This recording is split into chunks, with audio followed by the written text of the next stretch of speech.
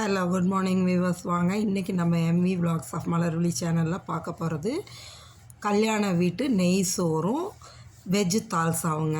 ரெண்டும் சூப்பரான ஆப்டான ஒரு டிஷ்ஷுங்க. இதை ஃபுல்லாக எப்படி நம்ம செஞ்சு சாப்பிட்லாங்கிறது ஃபுல் ப்ரிப்ரேஷனும் நம்ம வீடியோவில் சேனலில் போய் பாருங்கள். ஃபுல் வீடியோ பார்த்தீங்கன்னா தான் உங்களுக்கு இது எப்படி செய்கிறதுன்னு தெரியும்.